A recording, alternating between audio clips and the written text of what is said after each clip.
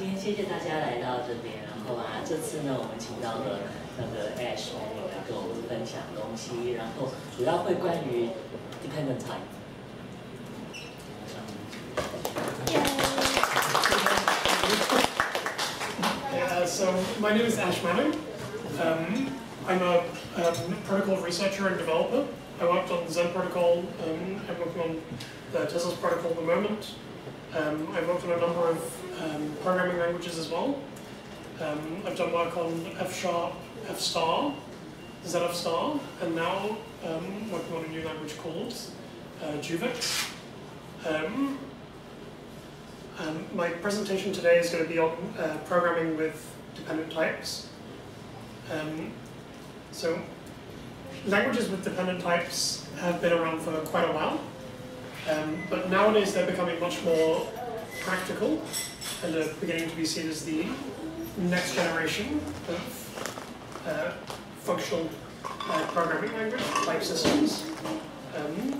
We see languages nowadays like F star, Idris, and dependent Haskell that are supposed to be the next generation of functional programming languages. So in this talk I want to talk about what dependent types are and how they can be helpful when programming. So we'll start with explaining what a dependent type system is. The key idea of a dependent type system is that types can depend on terms within the same language. So in a traditional type system, like multi-love type system, which is what you'd be using in Haskell or any of the MLs, types can only depend on other types. So you have types like list, for example, where list takes a type parameter from another type. In a dependently typed language, types can also depend on values. So this is accomplished by unifying terms and types. In ML type systems, terms and types are different, they're very distinct. In dependently typed languages, types are terms, and the way this is accomplished is that types have their own types. You might have seen this in Haskell before, where a type might be given the type star, or a kind. It's sometimes called a kind or a sort. In dependently typed languages, this is a bit more formalized. We say that there's a hierarchy of universes, where there's a universe 0, and its type is universe 1, and there's a type universe 1, and its type is universe 2. Universe 0 you might have encountered before. In Haskell it's called star, and sometimes we call it a kind. So whilst that might seem very difficult to grasp at first, I can give you a very simple example of how this works in F star. So we're all familiar with the first statement here, although it's a bit small. That you have unit, and its type is unit. But unit itself is a value in a dependently typed language, and it has type universe 0. The type universe 0 means universe 0. And also bool is in universe 0, and function types like unit to bool is also in universe 0. Pretty much any type you'd be used to in something like Haskell or a camel will reside in universe 0. So here though we can do something a bit more interesting, where we can have something like a list of types in universe 0, which you wouldn't be able to do in something like Haskell or a camel. So here we can actually give a list of types, because types are just ordinary values. We can also see that universe 0 has its own type, which is universe 1, and that function types in universe 0 will be in universe 1, and so on.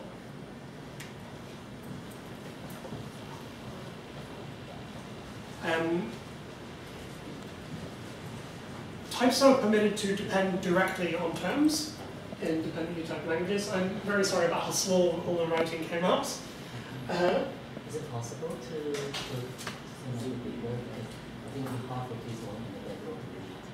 Yes.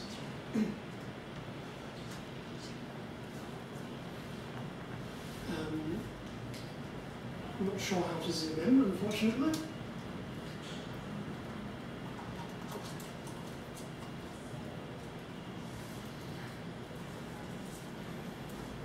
I'm not sure, I'm very sorry.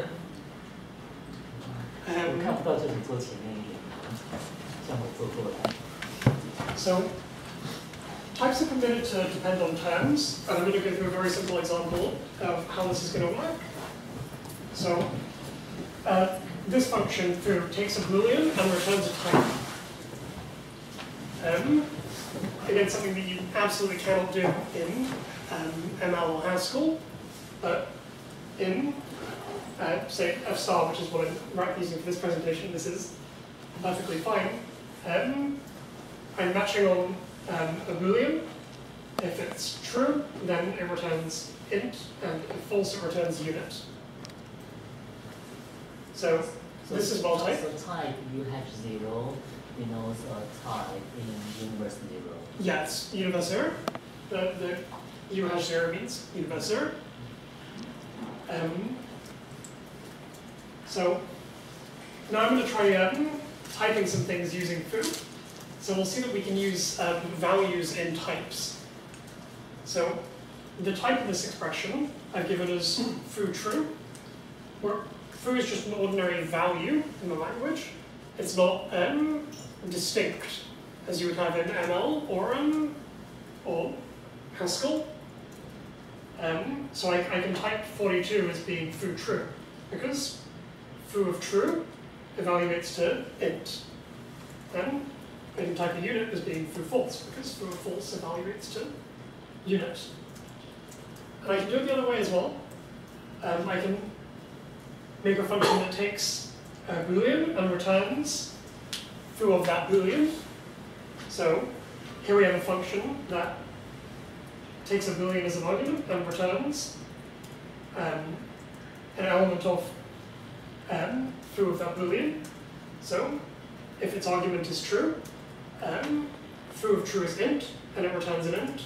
If the argument is false, foo of false is a unit, and it returns a unit. So this is really the power of dependent types, in that by having types that depend on values, where we can have much more interesting types. We can have almost a fully programmable type system, where you almost have Turing completeness in the type system. You actually have something called totality, where you can have more or less anything as long as it terminates. So all of these functions, of course, do terminate, and F star checks that. You'd be able to use any terminating function within a type. So I'll give some nice examples of some dependent types that are actually useful. The classic example would be the vectors, or length indexed lists. So these would be lists that are typed with their length. So the way we write this is like a type family, where for every natural number and type t, we generate the vectors t.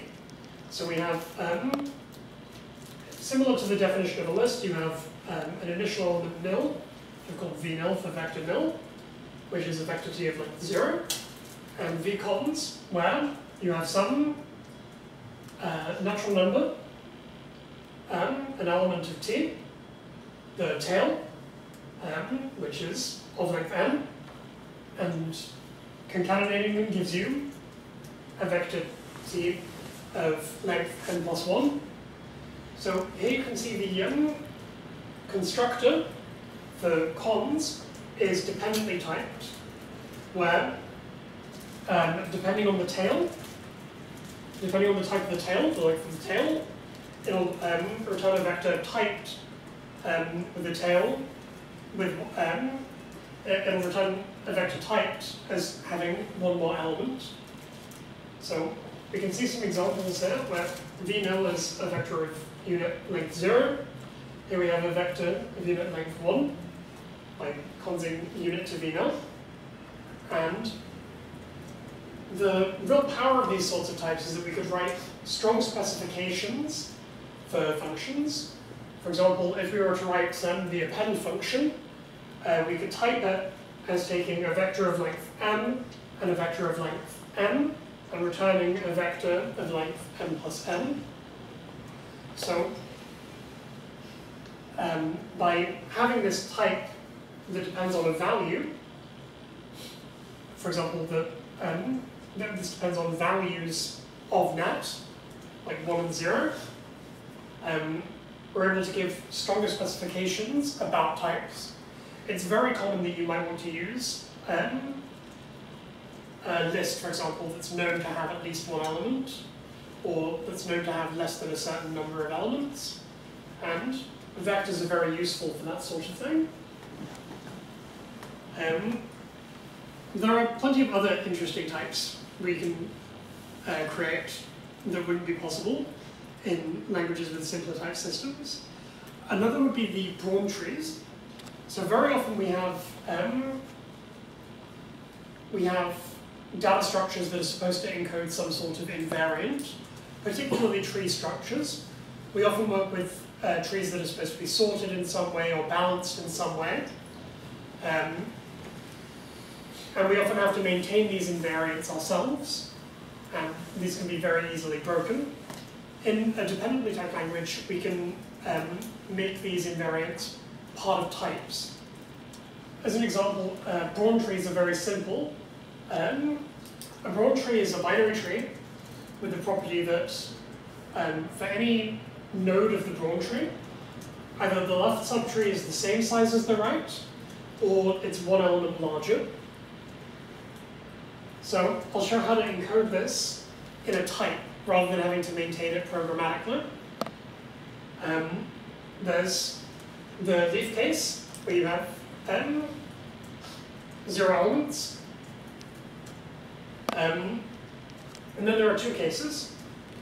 There's the case in which a Braun tree includes an odd number of elements, where the left and right sides have the same number of elements, and you have one element for the node itself, giving you an odd number of elements.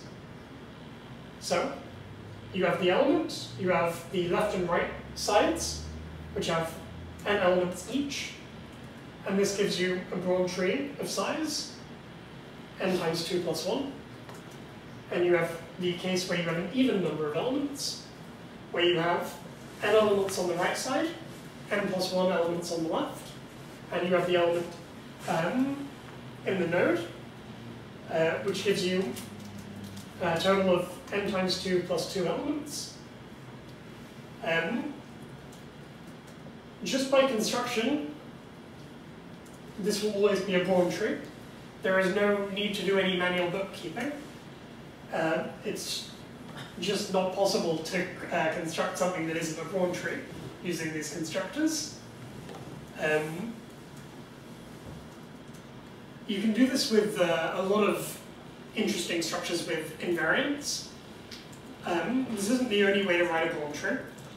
You can also do this sort of thing with sorted structures or differently balanced structures that are necessarily correct by construction. You can also do it by giving a predicate on the structure, which I'll explain later.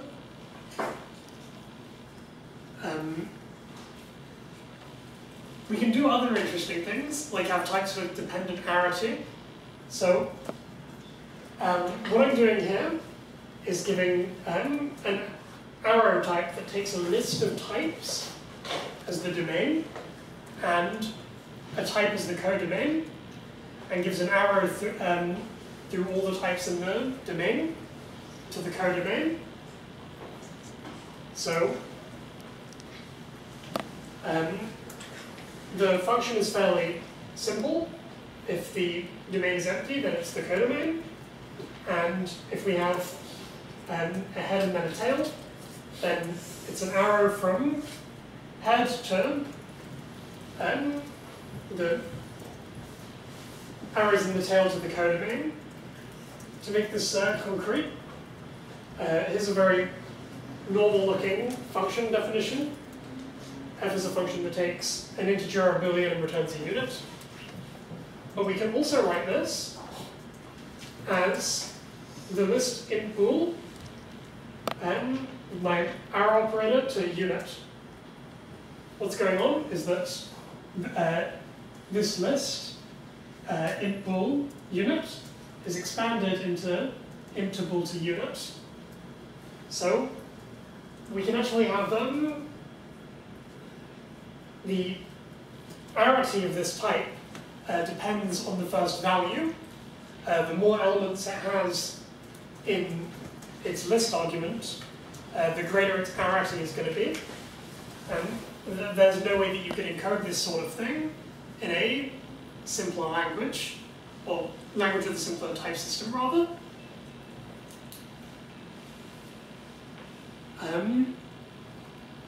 Another nice example is a generalization of tuples. So tuples can be quite bothersome in something like Haskell, where you might have to, you can't really abstract over tuples of different lengths. For example, if you wanted to write a function that, I don't know, gets the first element of a tuple, you'd have to rewrite it for tuples of length 1, length 2, length 3, length 4, etc. But in dependently typed language, we can generalize and write a type of tuples of any length. They're called heterogeneous lists. So the way this works, we say that a heterogeneous list takes a list of types as an argument and is itself a type. So we have heterogeneous nil, which is empty. That may seem weird because we're not used to having 0 or 1 length tuples. And we have heterogeneous concatenation, where for some type t and some list of type t's, you take an element of t, heterogeneous list of t's, and return a heterogeneous list. And you obtain a heterogeneous list of their concatenation. So as an example of how that works, the heterogeneous list of an integer and a boolean, which is, I suppose, equivalent to a tuple of an integer and a boolean, could be constructed by concatenating 42 to, well, concatenating an integer to a boolean. So we can have tuples of any length this way. We just add more to the start of the list. And this way we can abstract over tuples of arbitrary length. Writing the first function for a heterogeneous list would be the same as writing the head function for a list. And we can do all sorts of interesting things, like write an nth function, for example.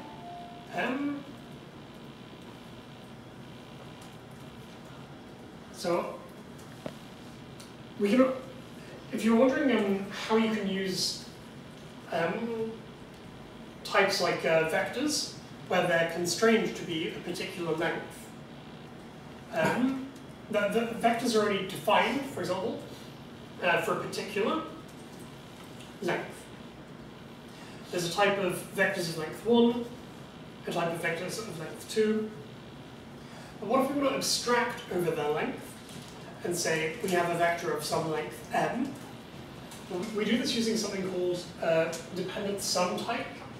It's also sometimes called a dependent pair or a sigma type. And a sigma has two arguments. It has some type A and a function from A to a type. And it as a sigma constructor, it's just a pair of an element of A and an element of, it has an element of A, which we'll call X, and an element of f of X. If that seems very abstract, I'll give an example of sigma nat and vector int, which would be, which can be read as a pair of a natural number and a vector of integers of that length. So a pair of a natural number and a vector of that length. So here we have sigma 0 and v nil. So we have a vector of length 0 and 0. Here we'll do something of the same type, it's a different length. So we have 1 and a vector of length 1.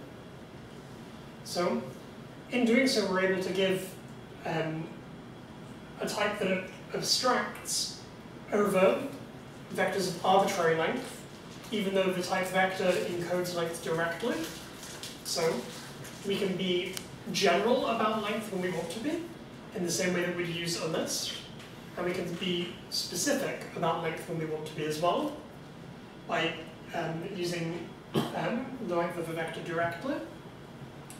So by using this sort of thing, we don't lose any of the expressive power that we get from being able to have dependent types.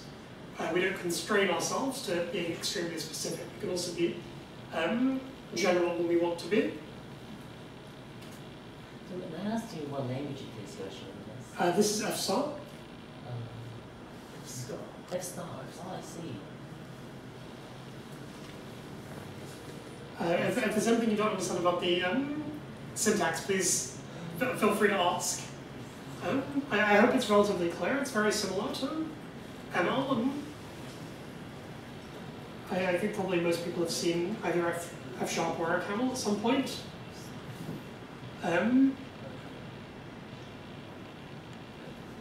So the dual of the dependent sum type would be the dependent product type. These are also sometimes called dependent function types or pi types. So pi also has two parameters. It has a type A and a function from A to a type. And it's just a function from some element x of A to an element of f of x. You can use these to express dependency upon a particular value in a type. An example where you might want to use something like this is in a function like repeat. So repeat would be a function that, given an element of some type, produces a vector of, given some element of a type and a natural number, produces a vector of that type with that many elements. So I'm sure you've seen repeat for lists. You give it some element, you give it the number of elements you want in a list, and it produces a list of that number of elements. So all pi nat vector A is saying is, given a natural number, returns a vector A of that length. So the repeat function itself, the definition should be quite familiar. If n is 0, then it's the empty list. And if n is not 0, then you concatenate the element x to repeat of n-1.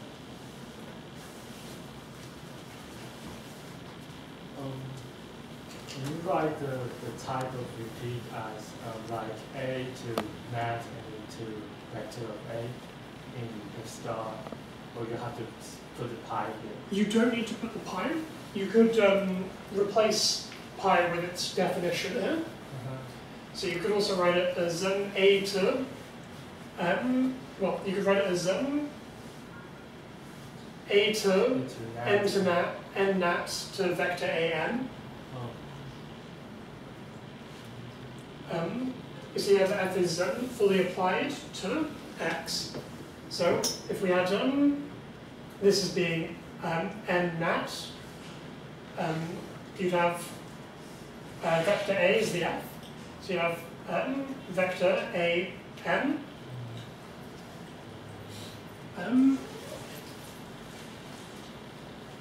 You can also encode predicates using dependent types, which is what they're traditionally used for. So this would be to make some kind of statement about value. As an example, we might want to have a safe head function where head takes a list that has at least one element, and well, a list of some a that has at least one element and returns an a. So what we're doing here is saying head is a function that takes some list ls and an element of the length of that list being greater than 0. So there is also a type for that predicate that the length of ls would be greater than 0. And if you have an element of it, then you know that predicate is true. So by taking an element of this type as an argument, you know that the list has a head that the length is greater than 0. So here you can see what the function actually looks like. You don't really need to do anything other than deconstruct the list into a head and tail, because just by having that argument, you don't need to use it. As long as you have that argument, as long as you have that knowledge that the length of the list is greater than 0, you know that you can destructure it this way. You know that you don't need to match on it as if it's empty, because it can't be. Another example of how you might use this sort of predicate is, let's say you want to write an insert function that takes a list that is known to be sorted and inserts an element into it, and it returns a list that is known to be sorted. So we're going to encode the predicate on the return type. So we're going to make this insert function return a list that is known to be sorted by making it return a dependent pair of both a list and a proof that it's sorted according to some ordering. So this sort of specification also is quite unique, and you can do all sorts of interesting specifications for functions. This is why dependent types are useful for things like formal verification, because we can encode all sorts of interesting invariants about functions. For example, that an insert function preserves ordering.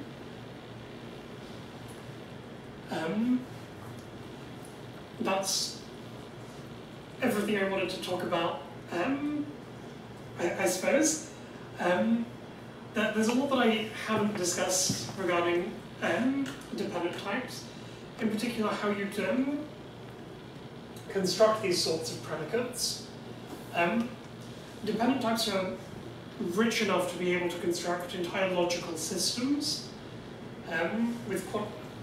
so we've seen them, the dependent product and dependent sum types. Apart from just being dependent pairs, they also have a logical interpretation. So the dependent sum type, for example, can be interpreted as an existential quantifier. So you can interpret a sigma to be a quantifier that says that there exists an element of something, where the constructor is a witness of this.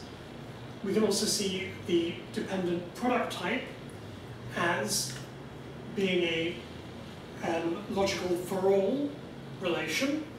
So we could read this as saying for all x, f of x is inhabited. So if f was a predicate, we could read this as saying for all x, f of x is true. Between these two things, between being able to say that there exists elements of something and for all something is true, we can create an entire logical system encoding a very wide degree of interesting predicates. And unfortunately not everything can be encoded, but there are various dependent type theories that can encode different things. I think that's everything I wanted to talk about. Yeah? In the safe head example, the variable names in types are written like shop A. How is that different from just writing A? Oh, the shop just means it's an implicit variable. So when you apply the function, you don't need to write the. I'll see if I can find an example here.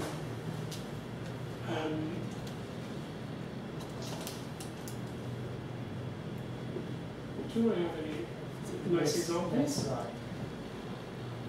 Next slide. There's a TS, short TS. I think this has a reasonable example. So it's an implicit argument, which means that you don't need to specify it when using it, because it can be resolved from the context. So if you look at the type of vectorcons, it has an implicit argument that's the length of the tail. But when we actually apply vcons, we don't give a natural, because it can resolve that argument from the context, because it already knows the type of the tail, and it knows what that natural number has to be. Does that answer the, okay? Yeah. I'm also curious about the head example. So when I looked at it, I was thinking, how does F# do this? How does F# do this pattern matching? Because what happens in F, for example, is that we will have to do a pattern match on the list LS, and then there will be two cases, empty and non-empty. Then the empty case can be discharged because when LS is an empty list, there's no proof for length of LS equal to 0, so that case can be discharged. But we still have to do it in two steps. And then here it seems that you just do one pattern matching on LS. Yeah. And so how does that work in F#? So F***. Yeah. So F* has dependent pattern elimination.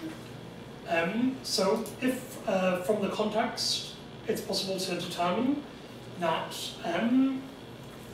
only certain patterns are possible, then it's not necessary to match on all of them. I think you have dependent pattern elimination in a couple of languages. You also have it in Coq, if I'm not mistaken, but not by default. It would be possible, for example, to write a proof that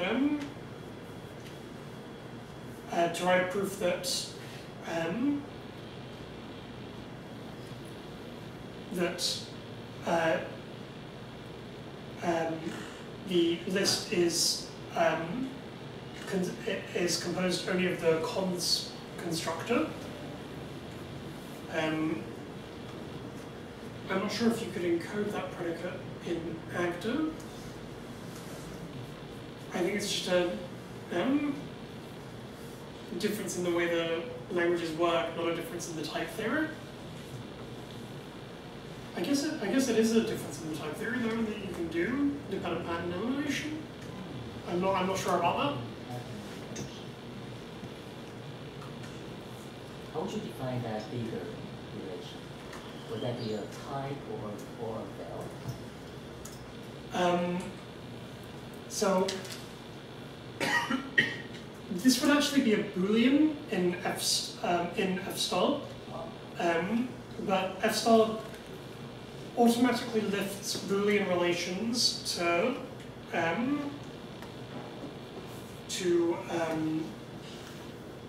the type level without you having to do it manually. So what this actually gets encoded to is that the length ls greater than 0 is reflexively equal to true. It's just a bit simpler to write it that way. So will it be lifted to something like top, and false will be lifted to something like the bottom? No. What this will be lifted to is the predicate is reflexively equal to true, so that the inhabited type. So it's lifted to a proof that the predicate evaluates to Boolean true. So the underscore over there is actually a real bool. It's not a bottom, not a top, but a boolean that. No, the underscore there would be an element of reflexive equality, because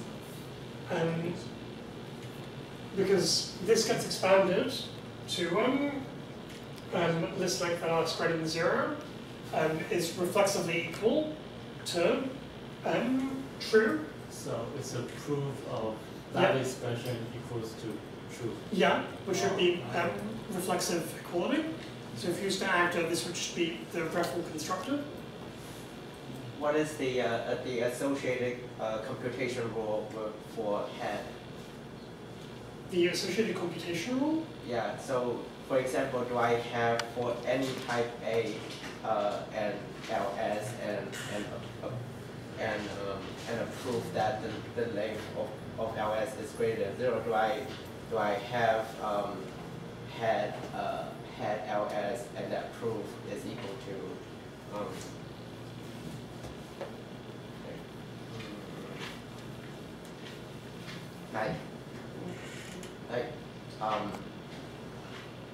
do I have to match on the proof to have the associated computation rule? When does a list of things say if I write head and a non-empty list and some proof, can this be rewritten into just the first element of the list? Can you rewrite this? Yes, you should be able to. Yeah. I mean, it depends on the particular type theory, I guess, whether or not you'd be able to do a direct rewrite. In F star, you probably wouldn't write head this way normally because F star actually has refinement types as well. So there's a better way to write head in F star. But you could, yeah, I don't think we could rewrite this directly as being equivalent. You should be able to infer this argument from context as well. I hope I've understood the question right. Does that answer it, or maybe I've misunderstood the question? Like, for example, in ACTA, when I have a proof of something, it's not, like, that proof might not be definitionally equal to referral. And Okay. And so, sometimes the computation rule for some function might only apply to referral. I see. So what I'm asking is, like how the equality works. So, F star is a non-constructive type theorem with proof of relevance. So you can't actually match on referral. It's useful to think conceptually like you're matching on referral, but really you're not. Really, you're just getting referral into your context somehow. You can't really depend directly on the structure of proofs in F star because it's a non-constructive type theorem.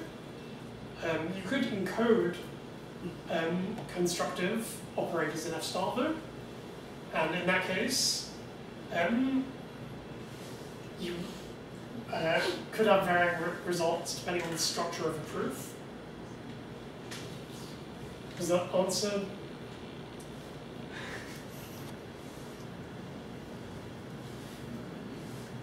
I'm not sure. I'm sorry, I'm not sure if I understand the question properly. Maybe we can go over this afterwards. Can you elaborate on what you just said, that the type system of F star is a non-constructive type system? What does that mean? Does that mean you have low of excluded middle? You don't have excluded middle by default, although you can add it as an axiom. The sense in which it's non-constructive is that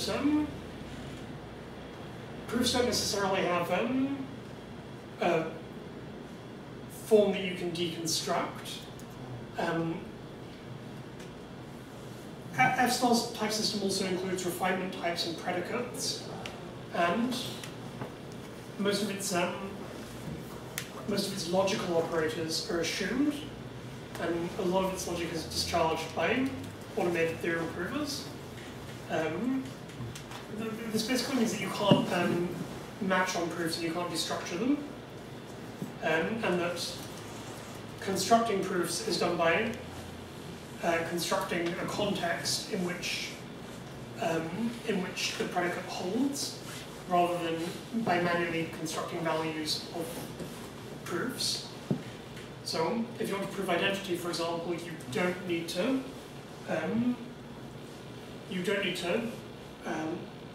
give the referral constructor. You just need to create a context in which identity is true.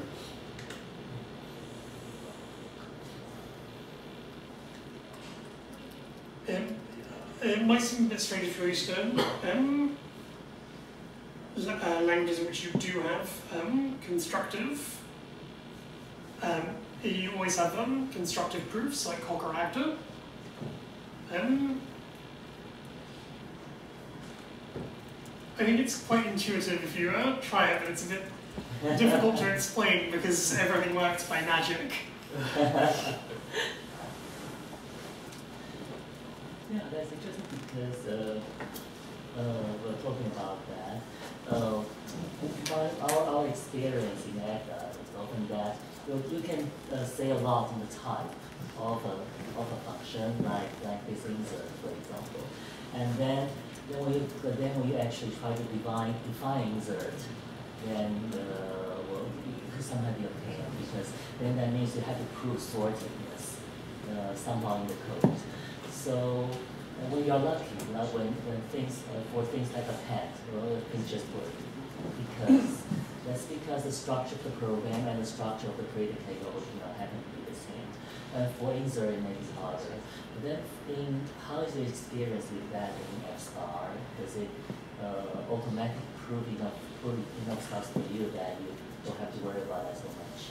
It depends what you're trying to prove. For something like sortedness being preserved by append, which like is very much a non-trivial property. That if you append two lists and they're both sorted, and all the elements of one list are less than the elements of another list, then it would preserve sortedness. That probably wouldn't be dealt with via the automated theorem prover. You would have to write a manual proof, but unlike something like Agda,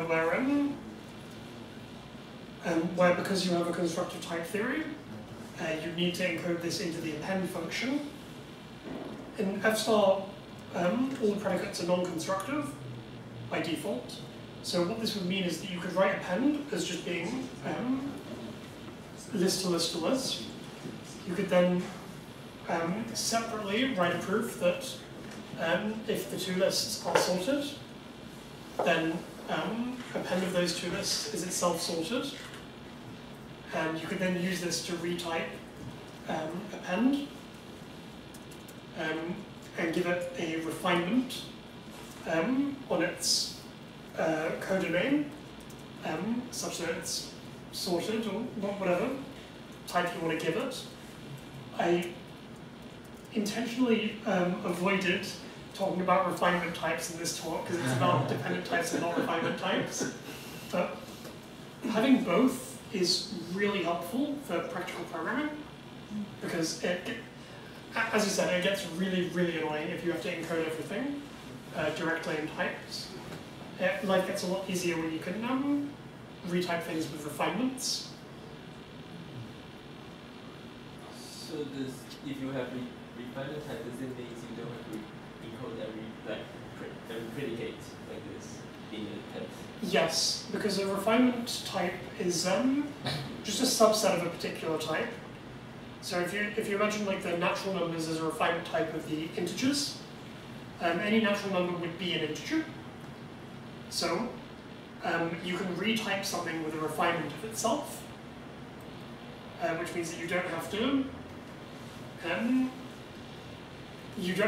initially give a very specific type. You can give something a type, you can prove the refinement, and then you can retype it with the refinement.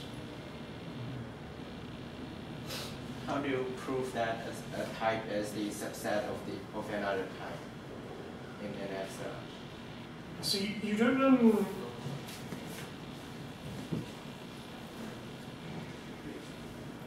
So you don't normally prove that one type is a subset of another. You normally prove that something is an element of a subtype of something. So the type of natural numbers would look like integers, an integer I such that I is greater than or equal to 0. So proving that I is greater than or equal to 0 would then prove that it is a natural number. You don't prove that the natural numbers are a subset of the integers. You know that the naturals are a subset of the integers because you define them as a refinement on integers. Instead, you prove that your integer is an element of the naturals, rather than proving that the naturals are elements of the integers. So can I say that you have to define the largest type first, and then you create refinements? Yeah, you define the large type first, then you define a predicate, and then you can be more specific. One of the domains in which I found this really useful is for the various tree structures, where you can have, say, a simple type of binary trees, and then you can give refinements for the different invariants that you might want on a binary tree. So this avoids the annoying overhead of having to maintain many different binary tree types, which you encounter a lot in more traditional functional programming languages. I regret now not talking about refinement types more. The brown tree can be a refinement type of the unconstrained binary tree. Yeah. And then that way, so that way you can use all the binary tree operators. Yeah. In fact, if I was writing ordinary F star, I would define a broad tree that way. The only way I've defined it, the only reason I've defined it differently here is because it's a good example of encoding an invariant directly in a type without using a refinement.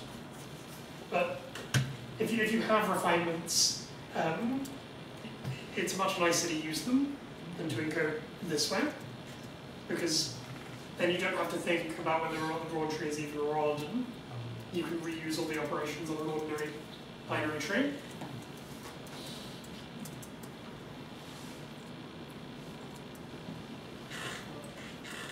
Yep.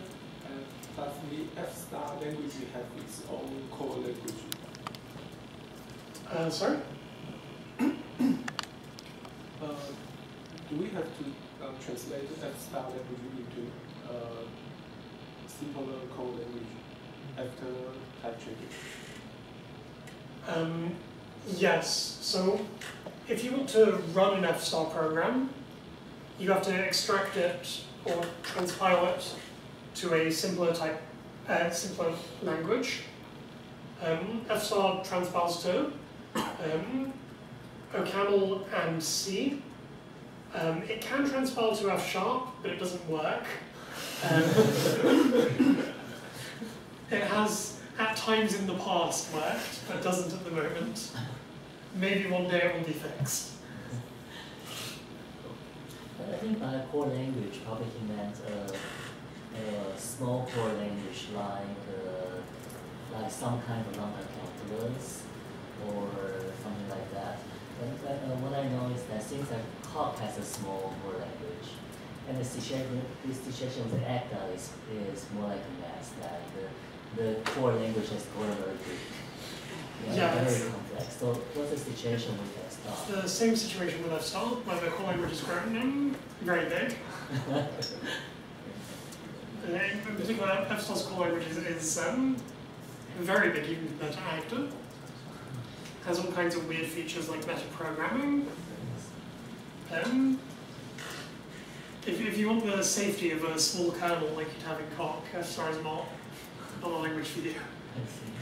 It's more useful as a practical programming language than as a theorem prover.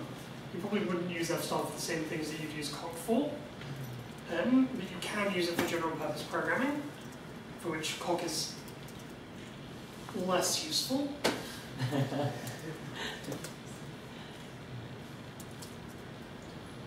curious what so far was what would you say is the most interesting dependent type programming example you have done? That I've done? So at my previous company, we developed a dependently typed language. What we were trying to do is have a language that expresses resource bounds in terms. So to be able to type a program as saying this program takes this many abstract steps to run. There's a couple papers that go over the technique for this, but conceptually they're just simple dependent types where like you'd have an effect type in Haskell, the effect is the number of evaluation steps, and it's indexed by a natural number. So I guess that's one of the most motivating examples, although it's not likely to come up in everyday programming. I think it is something very cool that you can do, to be able to type a program as running in a certain number of abstract steps. Okay, thank you very much.